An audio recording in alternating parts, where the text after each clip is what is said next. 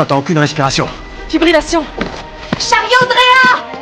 Tim est transporté à l'hôpital à cause d'un essoufflement et de douleurs aux jambes. Le docteur Will découvre que les antécédents médicaux de Tim sont très compliqués. Il décide donc de lui faire passer une angiographie. Mais la docteure Manning pense que les symptômes de Tim sont légers. Selon elle, il n'est pas nécessaire de faire des examens aussi poussés. Mais en tant que médecin responsable, Will reste très ferme dans sa décision. Écoute, je veux pas avoir l'air de t'envoyer sur les roses, mais c'est à moi qu'on l'a envoyé. C'est ma décision.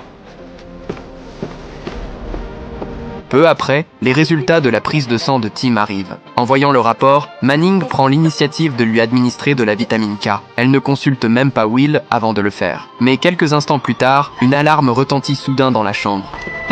Qu'est-ce qui s'est passé? Il y a une seconde, il était parfaitement stable, on discutait. Arrêtez le massage. Pas de pouls. J'entends aucune respiration.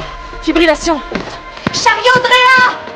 Les médecins se précipitent pour tenter de le sauver. Mais malgré tous leurs efforts, Tim ne survit pas. Une seconde auparavant, le patient allait encore bien. Et l'instant d'après, il est déjà mort. Will a du mal à accepter ce qui vient de se passer. En vérifiant le dossier médical, il découvre l'injection faite par Manning. Je peux te parler une minute? Pourquoi t'as prescrit de la vitamine K à mon patient sans me consulter au préalable? Les deux médecins se disputent violemment. Le désaccord médical se transforme rapidement en attaque personnelle. Et la discussion se termine dans une atmosphère glaciale. Plus tard, Will consulte le rapport d'autopsie. Il découvre alors que Tim est mort d'une rupture d'anévrisme. Alors je me suis trompé.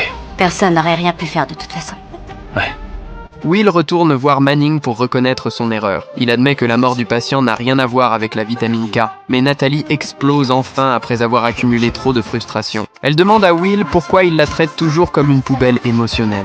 Pourquoi il continue à la garder à distance. Pour elle, cette attitude est devenue insupportable. Je pensais que tu le savais déjà. Non, je sais pas.